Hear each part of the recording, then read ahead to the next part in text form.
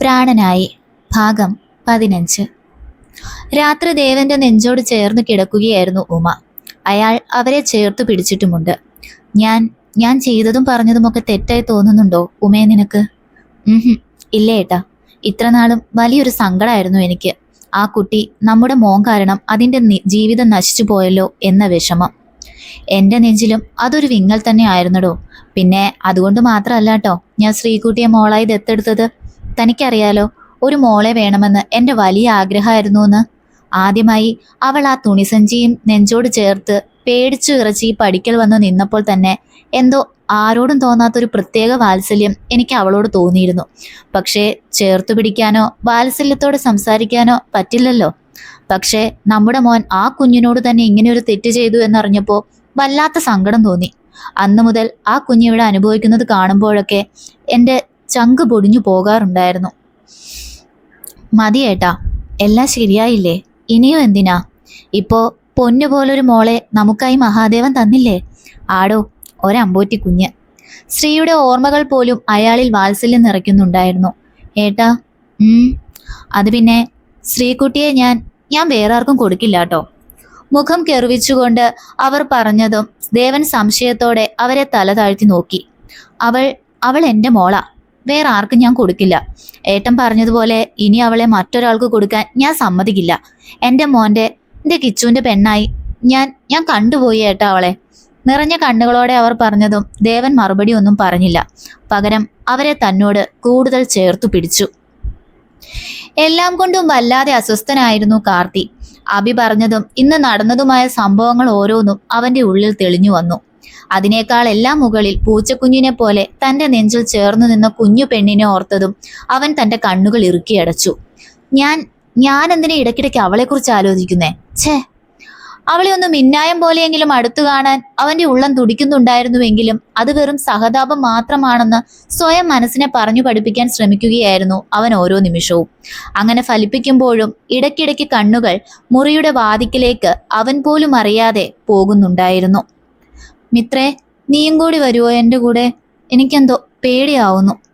ഇതാ ഇപ്പോ നല്ല കഥയായത്. ഈ ഒരു മാസക്കാലം നീ ആ മുറിയിൽ തന്നെ ഏട്ടന്റെ കൂടെയല്ലേ താമസിച്ചത്? പിന്നെ ഇപ്പൊ എന്തിനാ നീ പേടിക്കുന്നത്? അത് പിന്നെ അന്നൊക്കെ കള്ളു കുടിച്ച് ബോധമില്ലാതെ വരുന്നത് കൊണ്ട് എന്നെ ശ്രദ്ധിക്കാനോ നോക്കാനോ പോലും നിൽക്കാറില്ല. നേരെ ബെഡിലേക്ക് കിടക്കുക ചെയ്യാറ്. പക്ഷേ ഇന്ന് പുറത്തൊന്നും പോകാത്തത് കൊണ്ട് കുടിച്ചിട്ടും ഉണ്ടാകില്ല. അതുകൊണ്ടാ എനിക്ക് പേടി. ഓഹോ, അപ്പൊ എന്റെ ഏട്ടൻ എന്ന് കുടിച്ചിട്ട് വരണം എന്നാണോ നീ ആഗ്രഹിക്കുന്നേ? കുറുമ്പോടെ എളിയിൽ കൈകുത്തി മിത്ര ചോദിച്ചു. അയ്യോ അല്ല മിത്ര, ഞാൻ അങ്ങനെയൊന്നും ഉദ്ദേശിച്ച് പറഞ്ഞതല്ല. നേരിട്ട് കണ്ട എന്നോട് രാവിലത്തെ ദേഷ്യം കാണുമോ എന്നൊരു പേടി. ഇപ്പൊ കരയും എന്ന പോലെ ശ്രീ പറഞ്ഞതും മിത്ര അവളെ ചേർത്തു പിടിച്ചു. ഓ, അതാണോ കാര്യം? അങ്ങനെയാണേ നീ പേടിക്കണ്ട. എന്റെ ഏട്ടൻ ഇതുവരെ സ്ത്രീകളെ കൈവച്ചിട്ടില്ല. അങ്ങനെയായിരുന്നുവെങ്കിൽ ഇന്ന് അപ്പച്ചിക്കും പിന്നെ ആ നേത്രയ്ക്കും ആർച്ചയ്ക്കും ഒക്കെ എന്നേ കിട്ടേണ്ടതാ. അതുകൊണ്ട് ആ കാര്യോർത്ത് മോള് പേടിക്കണ്ട. ഇപ്പൊ നീ ചെന്ന് വേഗം പോയി ബാഗെടുത്ത് വേഗം തിരിച്ചു വാ. ഞാൻ ദാ ഇവിടെ കാണും. ശരി. പക്ഷേ കുറെ നേരം കഴിഞ്ഞിട്ടും എന്നെ കണ്ടില്ലെങ്കിൽ ഒന്ന് അന്വേഷിച്ചു വന്നേക്കണേ. വളരെ ദയനീയമായും അതിലേറെ നിഷ്കളങ്കമായും പറയുന്നവളെ കണ്ണിമ ചിമ്മാതെ നോക്കി നിന്നുപോയി മിത്ര. പിന്നെ അവളുടെ ഇരു കവളിൽ പിടിച്ചു വലിച്ചുകൊണ്ട് മിത്ര നിറഞ്ഞ ചിരിയോടെ വരാമെന്ന രീതിയിൽ തലയാട്ടി. മുറിയുടെ വാതിക്കലെത്തിയ സ്ത്രീ അകത്തേക്ക് കയറണോ വേണ്ടയോ എന്നൊരു നിമിഷം ആലോചിച്ചു. എന്നാൽ പുറകിൽ നിന്ന് അകത്തേക്ക് കയറാൻ വേണ്ടി തന്നെ പ്രോത്സാഹിപ്പിക്കുന്ന മിത്രയെ കണ്ടതും പിന്നെ കൂടുതലൊന്നും ആലോചിക്കാതെ അവൾ അകത്തേക്ക് കയറി. അവിടെ എങ്ങും കാർത്തിയെ കാണാതെ വന്നതും ഒന്ന് ദീർഘമായി നിശ്വസിച്ചുകൊണ്ട് ശ്രീ വേഗം തന്റെ തുണിസഞ്ചി ഇരിക്കുന്നിടത്തേക്ക് ഓടി. അവിടെ അലമാരയുടെ സൈഡിലായി താൻ ഒതുക്കി വച്ചിരിക്കുന്ന തുണിക്കെട്ടും പായും കണ്ടതും സന്തോഷത്തോടെ അവൾ അത് കയ്യിലെടുത്തു. താൻ എന്നും കിടന്നുറങ്ങാറുള്ള പായ പതിയെ ഒന്ന് തലോടി. അവൾ വേഗം ബാഗുമായി പുറത്തേക്ക് പോകാൻ തുടങ്ങി. എന്നാൽ ആ നിമിഷം തന്നെയായിരുന്നു ബാത്റൂമിന്റെ ഡോർ തുറന്ന് കാർത്തി ഇറങ്ങി വന്നത്. ഒരു മുണ്ടു മാത്രമായിരുന്നു അവന്റെ വേഷം. കഴുത്തിലൂടെ ഇട്ടിരിക്കുന്ന ടവലിന്റെ ഒരറ്റം കൊണ്ട് തല തുവർത്തി കണ്ണുകൾ ഉയർത്തി നോക്കിയ കാർത്തി കാണുന്നത് പുറത്തേക്ക് പോകാൻ തുടങ്ങുന്ന സ്ത്രീയായിരുന്നു. അവളെ കണ്ടതും അവന്റെ കണ്ണുകൾ വിടർന്നു. ഹേ, അവിടെ നിൽക്ക്. ഉറച്ചതും ഗാംഭീര്യവും നിറഞ്ഞ അവന്റെ ശബ്ദം കേട്ടതും അത്രനേരം സന്തോഷത്തോടെ ഇരുന്നവളുടെ മുഖത്ത് പേടിയും വെപ്രാളവും നിറഞ്ഞു. അവൾ പേടിയോടെ അവിടെ തന്നെ നിന്നു. തന്റെ ശരീരം വിറച്ച് ഈ നിമിഷം താൻ ഇവിടെ നിലത്ത് വീണു പോകുമോ എന്ന് പോലും അവൾ ഒരു നിമിഷം ആലോചിച്ചു. കാരണം ബോധത്തോടെ അവനെ ഈ സമയം കാണുന്നത് തന്നെ വളരെ വിരളമായിരുന്നു. അല്ലെങ്കിൽ അവൾ അവനെ ഇങ്ങനെ ബോധത്തിൽ കണ്ടിട്ടില്ല എന്ന് തന്നെ പറയുന്നതായിരിക്കും സത്യം. അവളെ ഒന്ന് കാണാൻ പറ്റിയ സന്തോഷത്തിലും സമാധാനത്തിലും കാർത്തി വേഗം അവളുടെ അരികിലേക്ക് വന്നു. എന്നാൽ പുറത്തേക്ക് പോകാൻ നിൽക്കുന്നവളെ കണ്ടതും അവന്റെ നെറ്റി ചുളിഞ്ഞു. അതോടൊപ്പം അവളുടെ കയ്യിലുള്ള തുണിസഞ്ചി കൂടി കണ്ടതും അവൻ അവളെ സംശയത്തോടെ നോക്കി. നീ ഈ സഞ്ചിയുമൊക്കെയായിട്ട് എങ്ങോട്ടാ? അവൻ തന്നോട് സംസാരിക്കുന്നു, അതും ബോധത്തോടെ.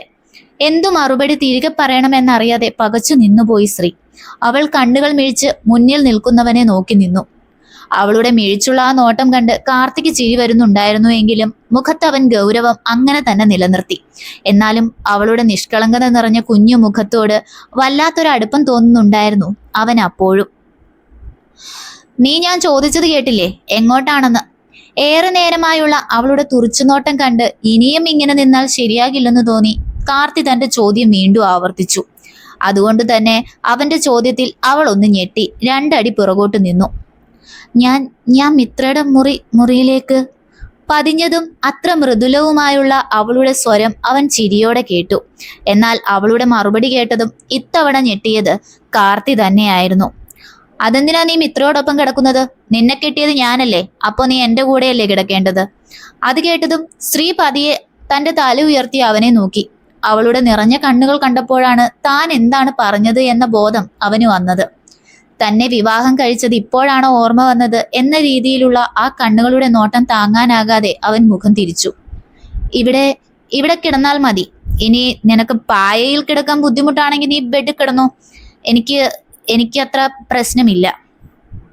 എന്നിട്ടും ഒന്നും പറയാതെ തലകുനിച്ചു നിൽക്കുന്നവളെ കണ്ടതും കാർത്തി അവൾക്ക് അരികിലേക്ക് വന്നു. ഏട്ടാ. ഏറെ നേരമായിട്ടും സ്ത്രീയെ പുറത്തേക്ക് കാണാത്തത് കൊണ്ട് തന്നെ മിത്ര ചെറുതായി ഒന്ന് പേടിച്ചു. മാത്രവുമല്ല കാർത്തി മുറിയിലുണ്ട് എന്നുള്ളതും അവളെ ഭയപ്പെടുത്തുന്നുണ്ടായിരുന്നു. അതുകൊണ്ട് തന്നെ ചെറിയൊരു ഭയത്തോടെ വേഗം തന്നെ വാതുക്കൽ ചെന്ന് നോക്കിയ മിത്ര കാണുന്നത് തലകുനിച്ചു നിൽക്കുന്ന സ്ത്രീക്കരികിലേക്ക് പാഞ്ഞെടുക്കുന്ന കാർത്തിയായിരുന്നു. അവളെ ഉപദ്രവിക്കാനായിരിക്കുമോ അവൻ ചെല്ലുന്നത് എന്ന പേടിയോടെ മിത്ര ഉറക്കെ വിളിച്ചുപോയി. അവളുടെ വിളി കേട്ടാണ് കാർത്തി സ്ത്രീയിൽ നിന്നും കണ്ണുകൾ മാറ്റി തിരിഞ്ഞു നോക്കിയത്. മിത്രയെ കണ്ടതും അവൻ സംശയത്തോടെ അവളെ നോക്കി. എന്താടി? അത് പിന്നെ ശ്രീ ഒന്നും ചെയ്യല്ലേ ഏട്ടാ. ഞാൻ ഇവളെ എന്തെങ്കിലും ചെയ്യുന്നത് നീ കണ്ടോ? ദേഷ്യത്തോടെ അവൻ മിത്രയോട് ചോദിച്ചു. എന്നാൽ ഇല്ലെന്ന രീതിയിൽ അവൾ ചെറുതായി ഒന്ന് ഇളിച്ചു കാണിച്ചു. അത് പിന്നെ ഏട്ടൻ അവൾക്കരികിലേക്ക് പോകുന്ന കണ്ടപ്പോ ഞാൻ വിചാരിച്ചു അവളെ തല്ലാൻ പോകുമായിരിക്കുമെന്ന്.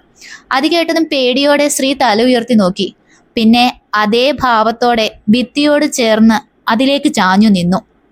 ഓ, എന്റെ അടി കൊള്ളാനുള്ളതൊന്നും ഈ കുഞ്ഞു പെണ്ണില്ല. പിറുപിറുത്തുകൊണ്ട് അവൻ സ്ത്രീയെ നോക്കി.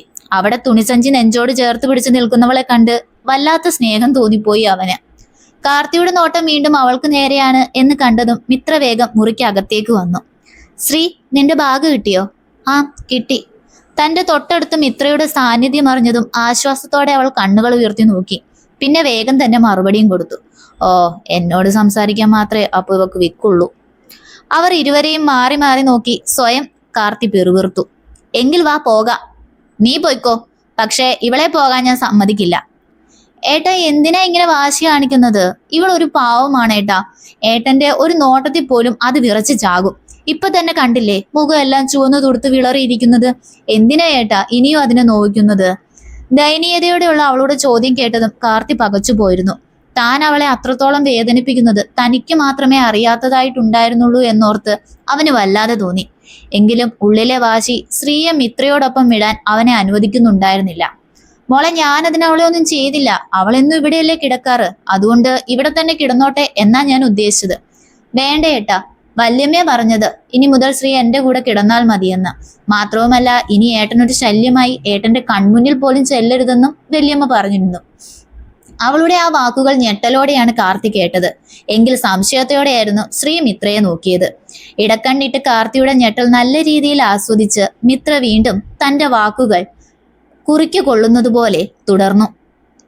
പിന്നെ വല്യച്ഛനും പറഞ്ഞു. എന്ത്? ഏട്ടന് ഇഷ്ടമില്ലാത്ത വിവാഹം ആയതുകൊണ്ട് തന്നെ ഇനി മുന്നോട്ട് ഈ ബന്ധം വേണ്ട എന്ന്. അതുകൊണ്ട് തന്നെ എന്റെ കൂടെ കിടന്നാൽ മതിയെന്ന്. പിന്നെ ഏട്ടന്റെ ഒരു കാര്യത്തിലും ഭാര്യ എന്ന പദവിയോ അധികാരമോ ഇവൾ ഉപയോഗിക്കില്ല എന്ന് വല്യച്ഛനും വല്യമ്മയ്ക്കും വാക്കും കൊടുത്തു.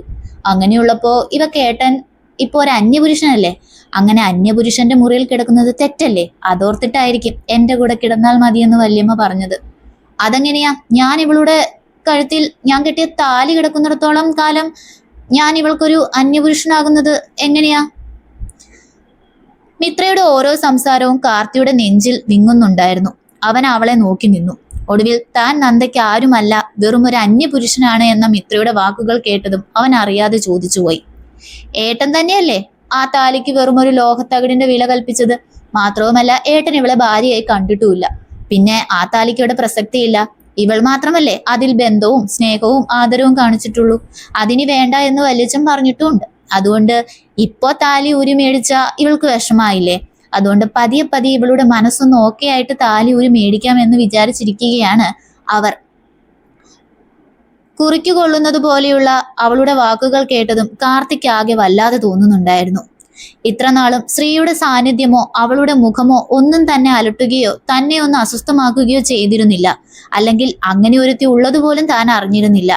എന്നാൽ ഇന്ന് ഈ നിമിഷം തന്നിൽ നിന്നും അവൾ ഒരുപാട് അകലെയാണെന്നും അവൾ തനിക്ക് ആരുമല്ലാതായി എന്നും അവൻ മനസ്സിലാക്കി തുടങ്ങിയിരുന്നു. ഇനിയും മറ്റൊന്നും പറയാനില്ലാതെ അവൻ ചിന്തിച്ചു അവിടെ തന്നെ നിന്നു. ആ ഒരു ഗ്യാപ്പിൽ മിത്ര ശ്രീയെയും വലിച്ചു വേഗം മുറിയിൽ നിന്നും പുറത്തേക്ക് ഇറങ്ങി. അവളുടെ ആ ചന്ദനത്തിന്റെ ഗന്ധം തന്നിൽ നിന്ന് അകന്നു മാറുന്നത് കാർത്തി അറിയുന്നുണ്ടായിരുന്നു. ഒരു നിമിഷം അവൻ കണ്ണുകൾ അടച്ച് ആ ചന്ദനത്തിന്റെ ഗന്ധം ഉള്ളിലേക്ക് ആവാഹിച്ച് ബെഡിലേക്ക് കിടന്നു. അപ്പോഴും അവന്റെ ഉള്ളിൽ ചോദ്യങ്ങൾ പലതും ബാക്കിയായിരുന്നു. ഇവൾ തനിക്ക് ആരാണ്? അവളോട് താൻ എന്തിന് ഇങ്ങനെ പെരുമാറുന്നു? അവളുടെ സാന്നിധ്യം ഈ മുറിയിൽ ഇല്ലെങ്കിൽ തനിക്ക് എന്താണ് പ്രശ്നം? അവൾ തന്നെ അന്യപുരുഷനെ കാണുന്നത് കൊണ്ട് തനിക്ക് എന്താണ് സംഭവിക്കുന്നത്? അങ്ങനെ ഓരോരോ ചോദ്യങ്ങൾ അവന്റെ മനസ്സിൽ മാറി മാറി വന്നുകൊണ്ടേയിരുന്നു. മുറിയിലെത്തിയപ്പോഴാണ് മിത്രയും ശ്രീയും ഒന്ന് ശ്വാസം വിട്ടത് എന്ന് വേണമെങ്കിൽ പറയാം. അപ്പോഴും തന്നെ സംശയത്തോടെ നോക്കുന്നവളെ കണ്ടത് മിത്ര ഒന്ന് ചിരിച്ചു. പിന്നെ അവളുടെ തോളിലൂടെ കൈയിട്ട് തന്നോട് ചേർത്തു. എന്റെ പൂച്ചക്കുഞ്ഞെ, നീ ഇങ്ങനെ നോക്കുകയൊന്നും വേണ്ട. ഇതൊക്കെ ഈ മിത്രയുടെ ചെറിയ ചെറിയ നമ്പർ അല്ലേ. ഇതൊക്കെ ഇങ്ങനെ പറഞ്ഞില്ല എങ്കിൽ എന്റെ ഏട്ടൻ ചിലപ്പോൾ കൈവിട്ടു പോകും. അതുകൊണ്ട് കയ്യിൽ നിന്നിട്ട് വേണം പറയാൻ. ഇതൊക്കെ പിന്നെ നിനക്ക് മനസ്സിലായിക്കോളും. ഇപ്പൊ വാ, നമുക്ക് കിടക്കാം. ഹലോ, ഞാനുമുണ്ട്. വാതിക്കൽ നിന്നും ആര്യയുടെ ശബ്ദം കേട്ടതും അവർ ഇരുവരും തിരിഞ്ഞു നോക്കി. തന്റെ തലവണയും പുതപ്പും കയ്യിൽ പിടിച്ച് ചിരിയോടെ നിൽക്കുന്നവളെ കണ്ടതും അവർക്ക് ഇരുവർക്കും ചിരി വന്നു. എന്തേ, നിനക്ക് നിന്റെ മുറി കിടക്കാൻ സ്ഥലമില്ലേ? അത് അവിടെ ഭയങ്കര ചൂട്, ഞാനിവിടെ കിടന്നോളാം. ചൂടാണെങ്കിൽ എന്താ, AC ഇടണം. മിത്രേച്ചിക്ക് ആ മുറി ഒഴിഞ്ഞു കിടക്കുന്നത് ഇത്രയും വിഷമാണെങ്കിൽ പോയി ആ മുറി കിടന്നു. ഇവിടെ ഞാനും ശ്രീയേച്ചിയും കൂടി കിടന്നോളാം. അങ്ങനെ വഴിക്ക് വാ എന്റെ മോളെ. ഇപ്പോഴല്ലേ കാര്യം പിടികിട്ടിയത്? പിടികിട്ടിയല്ലോ, പിന്നെ എന്തിനാ ചോദ്യവും വർത്താനവും? കിടക്കുന്നുണ്ടേ വാ, കിടക്കാം. എനിക്ക് ഉറക്കം വരുന്നു. ആര്യയെയും മിത്രയെയും ഒരു ചിരിയോടെ നോക്കി നിന്നതിനു ശേഷം ശ്രീ തന്റെ തുണിസഞ്ചി അവിടെ ഒരു മൂലയിലേക്ക് വെച്ചു. അത് കണ്ട് മിത്ര വേഗം അത് കയ്യിലെടുത്ത് തന്റെ കബോർഡ് തുറന്ന് അതിനുള്ളിൽ വെച്ചു. ഇതൊക്കെ നമുക്ക് നാളെ അടുക്കി പെറുക്കി വെക്കാം. ഇപ്പോ കിടക്കാം. നിങ്ങൾ കിടന്നോ, എനിക്കൊന്ന് കുളിക്കണം. പതിയ സ്വരത്തിൽ തന്നെ അവൾ പറഞ്ഞതും ശരിയെന്ന പോലെ മിത്ര തലകുലുക്കി ബെഡിലേക്ക് കിടന്നു. അത് കണ്ട് തന്റെ ബാഗിൽ നിന്നും ഇടാനുള്ള ഒരു നേരിയതുമായി അവൾ വാഷ്റൂമിലേക്ക് നടന്നു. ആ പിന്നെ, കുളിച്ചിറങ്ങി നേരെ ബെഡിലേക്ക് വന്ന് കിടന്നോണം. ഏട്ടന്റെ മുറിയുടെ സൈഡിൽ ഇരുന്ന പായ ഞാൻ കണ്ടു. അത് ആരുടേതാണെന്നും എനിക്ക് മനസ്സിലായി. അതുകൊണ്ട് ഇവിടെ നിലത്ത് കിടക്കാനുള്ള പ്ലാൻ ഉണ്ടെങ്കിൽ അത് വേണ്ട. ശരിയാ, ശ്രീയേച്ചിക്കും ഞാനിവിടെ സ്ഥലം പിടിച്ചിട്ടുണ്ട്. വേഗം പോയി കുളിച്ചിട്ട് വാ. തന്റെ മറു സൈഡിൽ ബെഡിൽ തട്ടിക്കൊണ്ട് ചിരിയോടെ ആര്യ പറഞ്ഞതും അവർ ഇരുവരെയും നോക്കി ചിരിച്ചു തലയാട്ടി അവൾ വാഷ്റൂമിലേക്ക് നടന്നു. പാതിരാത്രിയായിട്ടും ഉറക്കം തന്റെ കണ്ണുകളെ തേടി വരുന്നില്ല എന്ന അതിശയത്തോടെ അറിയുകയായിരുന്നു കാർത്തി. അവന്റെ കണ്ണുകൾ പല ഒരു നിലത്തേക്ക് പോകുന്നുണ്ടായിരുന്നു. അവിടെ അലമാരിയുടെ സൈഡിലിരിക്കുന്ന ആ പായയിലേക്കും ശൂന്യമായി കിടക്കുന്ന ആ നിലത്തേക്കും അവൻ നോക്കി. പലപ്പോഴും അബോധാവസ്ഥയിൽ വന്നു കയറുമ്പോൾ തനിക്കായി വാതിൽ തുറന്നു തരുന്ന, തന്നോടൊപ്പം മുറിയിൽ കയറി വാതിലടച്ച് നിലത്ത് കിടക്കുന്ന സാന്നിധ്യം താൻ പലപ്പോഴും അറിഞ്ഞിട്ടുണ്ടായിരുന്നു. എങ്കിലും കണ്ടില്ലെന്ന് നടിച്ചിട്ടേ ഉള്ളൂ ഇന്ന് വരെ. അവൾ തന്റെ മുറിയിൽ ഉണ്ടാവുമ്പോഴുള്ള വല്ലാത്തൊരു ചന്ദനഗന്ധം ഇന്ന് അവന് വല്ലാതെ മിസ് ചെയ്യുന്നുണ്ടായിരുന്നു. കുടിച്ചിട്ടെങ്കിലും വരായിരുന്നു. ഇതിപ്പോ ഒന്നിനും പറ്റുന്നില്ലല്ലോ ദൈവമേ. മുഖം ബെഡിലേക്കും തലവണയിലേക്കും പൂഴ്ത്തി സ്വയം ദേഷ്യത്തോടെ ഓരോന്ന് പിറുപിറുത്തു കാർത്തി. അപ്പോഴും അവളുടെ സാന്നിധ്യം താൻ അത്രയേറെ ആഗ്രഹിക്കുന്നുണ്ടെന്ന് മനസ്സിലാക്കാൻ അവന്റെ മനസ്സ് ശ്രമിച്ചിരുന്നില്ല. അല്ലെങ്കിൽ അഭി പറഞ്ഞതുപോലെ കണ്ണടച്ച് പകലിനെ ഇരുട്ടാക്കാൻ ശ്രമിച്ചുകൊണ്ടേയിരിക്കുകയായിരുന്നു അവൻ. തുടരും. പ്രാണനായുടെ അടുത്തൊരു ഭാഗവുമായി ഉടനെ വരുന്നതാണ് എന്ന് നിങ്ങളുടെ സ്വന്തം നില.